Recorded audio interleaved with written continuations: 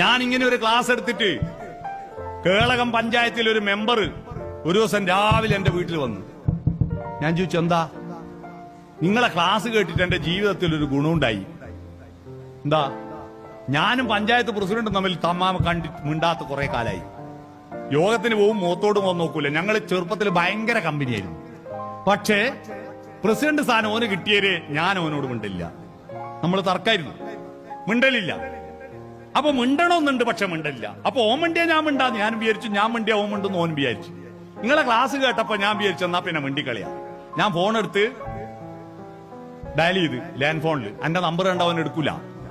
Land ഫോണില് phone എടുത്തു, എന്താ ചോദിച്ചു.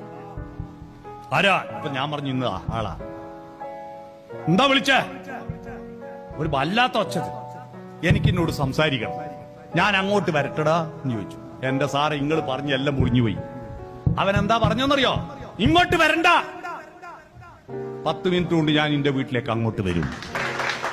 10 മിനിറ്റ് കൊണ്ടോ ജീപ്പ് കൊടുത്ത് എന്റെ വീട്ടിൽ വന്നു. ഞങ്ങൾ കെട്ടിപ്പിടിച്ച് കരഞ്ഞു. എന്തിന് 3 കൊല്ലം ഞങ്ങൾ മിണ്ടാണ്ടിരുന്നു എന്ന് ഇപ്പൊ ആലോചിച്ചിട്ട് പശ്ചാത്താപം തോന്നുന്നു. ഒരു വാക്കൊന്ന് മിണ്ടാൻ കാത്തു നിൽക്കുക ആള്. അതുകൊണ്ട് മിണ്ടാൻ മുൻകൈ എടുക്കേണ്ടത് നിങ്ങളാണ്. നിങ്ങൾ മുൻകൈ എടുക്കുക, വെറുപ്പ് ഒഴിവാക്കുക, എല്ലാവരെയും സ്നേഹിച്ച് സുന്ദരമായി ജീവിക്കുക.